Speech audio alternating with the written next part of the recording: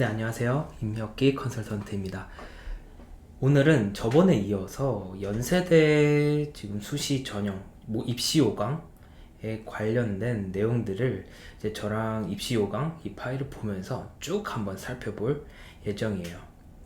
이전에 사실 서울대 같은 경우는 뭐랄까 크게 변화가 없었어요. 그래서 이야기를 하는 것에 있어서 조금 뭐 할 얘기 있을까 했는데 막상 찍어보니까 한 17분 정도 되더라고요.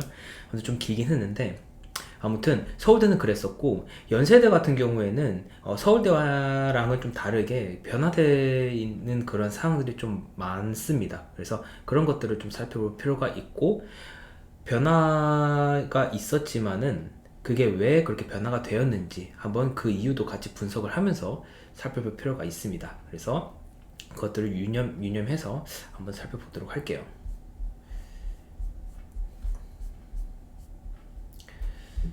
그래서 같이 쫙 입시 요강을 쭉 내려보시면은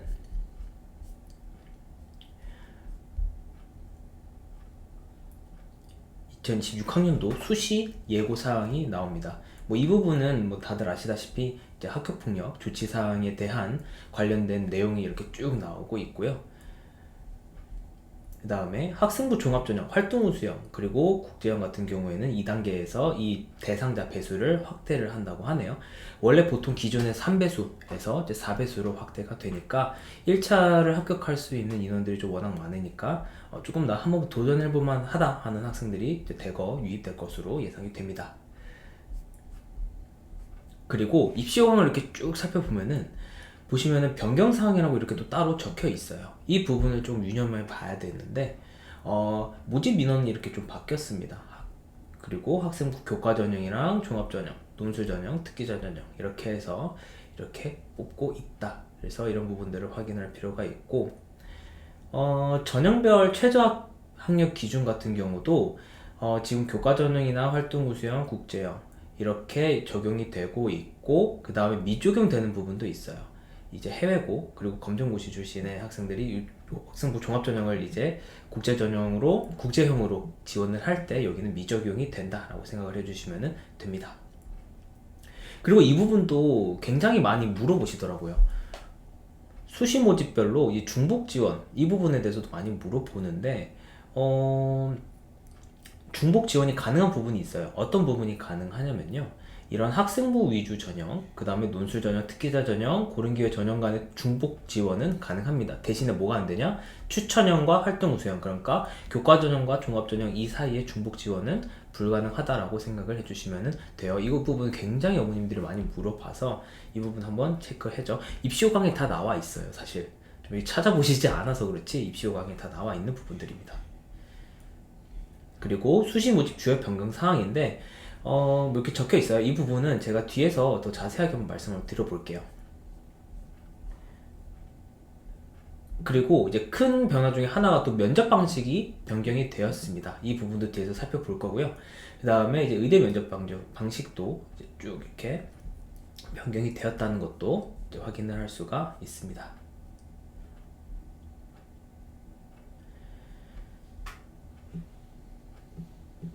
그리고 학생부 종합전형 지금 이 국제형 국내고 이 부분에 대해서는 수능의 최저학력 기준이 완화가 되었어요.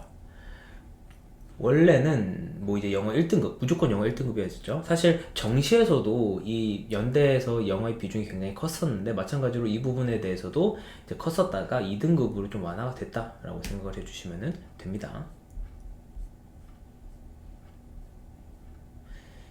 그리고 이제 첨단학과 증원에 따른 이러한 인공지능 융합대학의 모집 단위가 신설이 되었고요. 이런 부분들이 명칭이 변경되고 구조가 개편이 되면서 이렇게 달라졌다. 많은 인원들을 뽑고 있죠. 많이 지원이 됐습니다. 이 부분도 한번 체크를 해볼 만하고요. 그 다음에 쭉 한번 내려가 보실게요.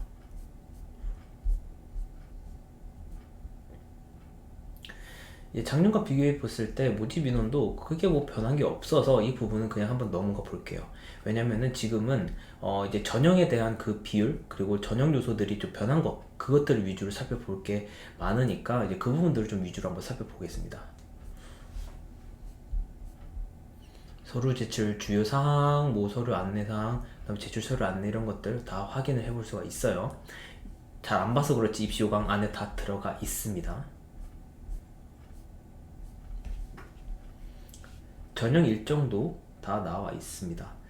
또 한 가지 말씀드리고 싶은 거는 이 전형 일정 관련해서 뭐 예를 들어 뭐 면접이 언제인지, 그리고 뭐 논술 시험은 언제 보는지, 뭐 그런 부분들을 학원의 스타가 이제 많이 여쭤보시는 분들이 계세요. 뭐 사실 저희가 알려드리기는 하지만은 이제 그런 부분들은 어떻게 보면 학생이 지원을 하고 이제 주도적으로 하는 부분들이 필요해서, 이런 부분들은 꼭 입시 요강을 확인을 해서 한번 확인을 본인이 한 번 더 확인을 해서 그런 부분들을 한번 잘 치를 수 있게 하는 것도 하나의 방법이다라고 생각이 듭니다. 쭉 내려가 보시고 전형 안내라든지 이런 것들이 쭉 나와 있습니다. 이런 부분들을 좀 스킵을 할게요.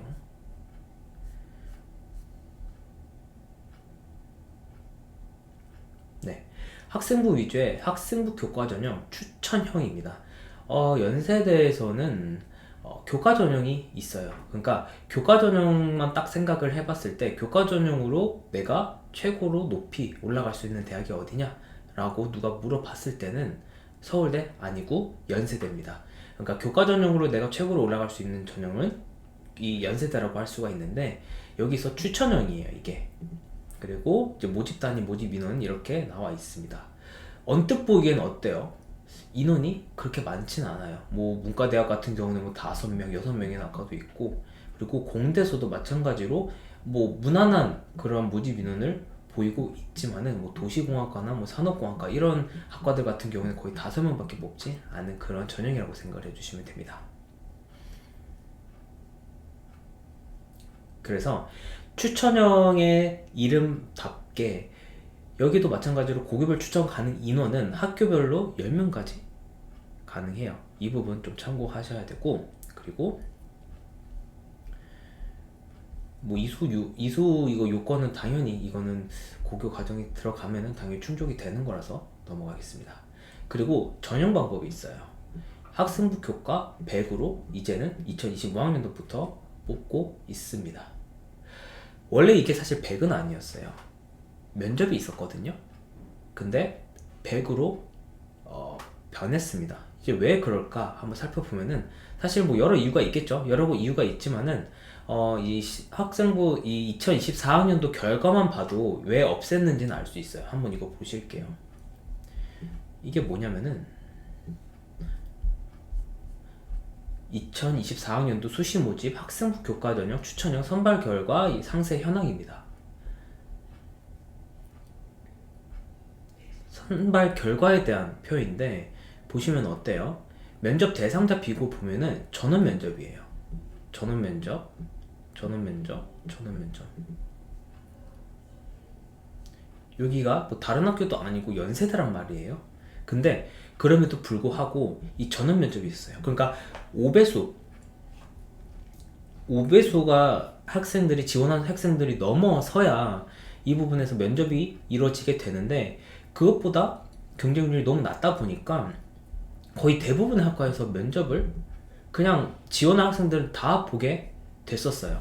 이전에는 지금의 2025학년도가 지금 100, 그러니까 학생부 정례평가로 100%를 반영했는데, 이전에는 면접을 이제 봐야 되니까 1단계, 2단계 단계별로 나눠져 있었단 말이에요.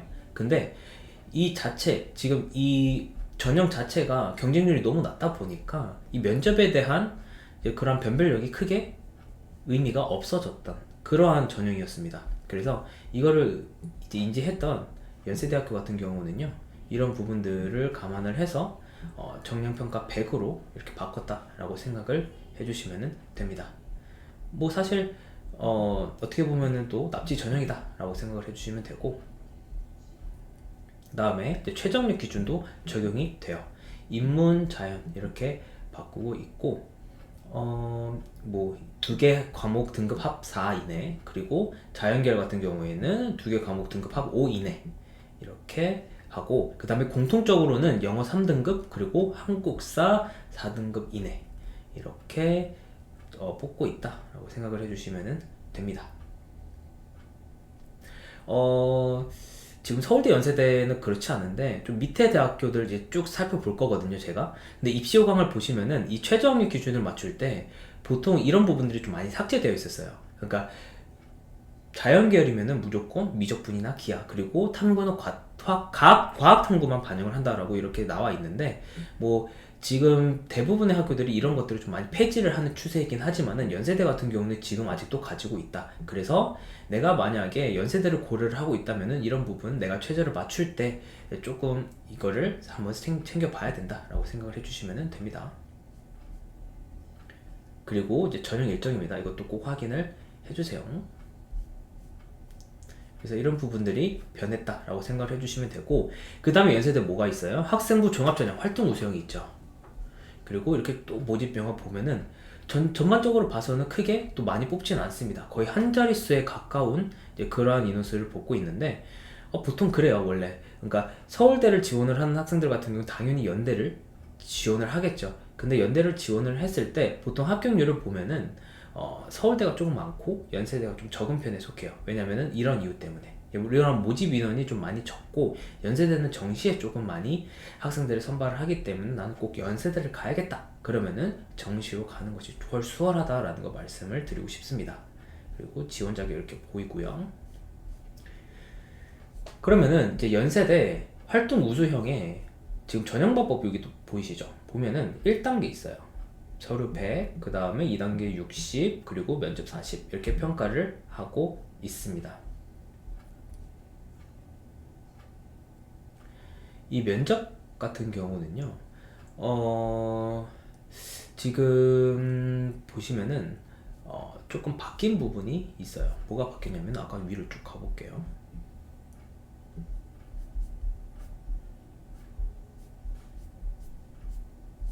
어디 있었더라?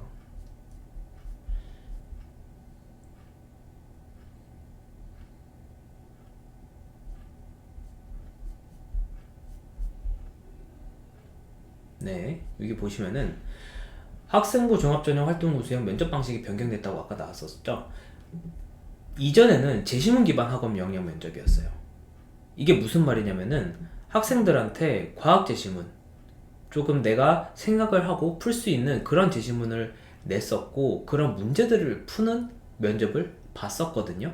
근데 2025학년부터는 이 면접이요, 이제 제시문 기반 논리적 사고력 및 의사소통 능력을 면접해요. 그러니까 어떻게 보면 좀 인문계열 면접 같은 그러한 문제를 내고 있습니다. 그래서 모든 면접 그 내용들이 이렇게 바뀌었기 때문에 내가 뭐 과학 풀고 수학 잘 푼다 이러한 자신 있는 학생들은 이러한 면접이 조금 많이 수월했는데, 내가 만약에 좀 생각을 많이 하고 인문학적으로 좀 어떻게 보면은 이제 그런 부분들 글 쓰고 이런 부분 좀 많이 부족하다 그러면은 이 부분에 대해서는 좀 미리미리 준비를 하시는 것이 좋다라고 말씀을 드릴 수가 있겠네요.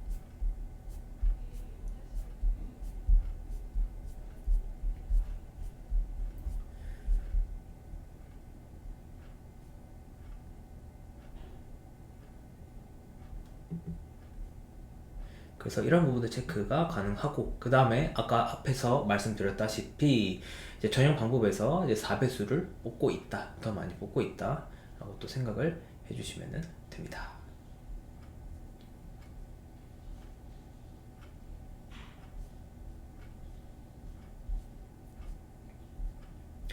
그리고 마찬가지로 이제 최저학력 기준이 적용이 되는데, 활동부 수형 같은 경우는 역시나 자연, 인문, 자연, 그리고 통합 이렇게 나눠서 최저 기준을 지금 적용을 시키고 있고요. 마찬가지로 자연 계열에서는 과탐, 그리고 미적분, 기하를 무조건 선택을 해야 된다 라고 생각을 해주시면 됩니다. 이전에 서울대의 이제 직윤 같은 경우에는 이거를 과탐 탐구 영역을 반영을 했을 때 평균 등급으로 반영을 했었거든요. 근데 연세대 같은 경우에는 탐구 영역은 평균 등급이 아닌 개별 과목 등급 기준으로 최저 학력 기준을 인정한다고 써있네요. 이 부분이 차이입니다.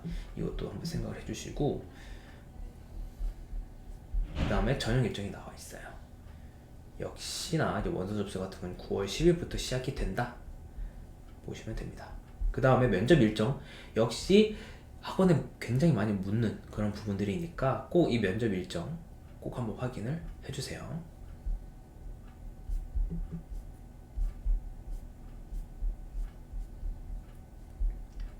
다음에 이제 학종이 국제형입니다. 이제 국제형 같은 경우에는 언더우드 국제대학 그리고 글로벌 인재대학 이렇게 이제 두 개의 대학에서 이게 딱 나눠서 이제 뽑고 있는데 국내 같은 경우는 160명, 해외 같은 경우는 96명 이렇게 선발을 하고 있습니다.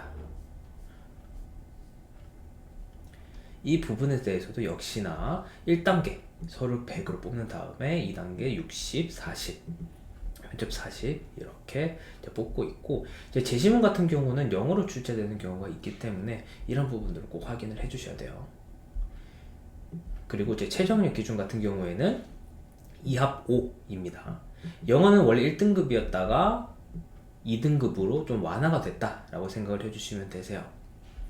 영어가 굉장히 많이 어렵다 이러면은 이 최저학력 기준을 많이 못 맞춘 학생들 때문에 정시 쪽으로 이월되는 경우가 굉장히 많습니다. 특히 이제 작년이었죠. 작년 같은 경우에는 이 하스 부분에서 지금 영어 같은 경우를 많이 이 최저를 많이 못 맞추는 그런 상황이 펼쳐졌기 때문에 굉장히 많은 인원들이 정시로 이월이 됐었어요. 그래서 많은 학생들이 좀 정시로 이 하스를 수월하게 합격을 할 수 있었다, 그런 상황이 또 펼쳐졌기 때문에 좀 그런 것들을 좀 많이 인지를 했나 봐요. 그래서 영어 2등급으로 완화가 됐다라고 생각을 해주시면 됩니다. 네, 그 다음에 뭐 학생부 기회 균형 있고요. 이렇게 쭉 다른 전형도 한번 보시면 될 것 같습니다. 그래서 오늘도 좀 간단하게 살펴보려고 했는데 역시나 이 좀 시간을 더 짧게 가져가기가 쉽지가 않네요. 지금도 거의 15분이 넘겼는데, 아무튼 이렇게 오늘 원세대도 쭉 살펴봤고, 사실상 그런 전형 요소들이 많이 바뀌었어요. 많이 바뀜에도 이제 그게 왜 바뀌었는지에 대한 좀 이유를 알면은 좀 이런 식으로 학교에서 좀 전형을 좀 꾸렸다, 설정을 했다라고 이제 생각이 들었을 것 같습니다. 그래서 오늘도 이제 연세대를 봤고, 이제 다음 이 시간에는요 이제 고대를 보게 될 텐데, 그때도 이제 많이 변한 것들이 있으니까 이제 그런 부분들 참고하셔서 나중에 입시에 도움이 되셨으면 좋겠습니다. 네, 이때까지 임혁기 컨설턴트였습니다. 네, 감사합니다.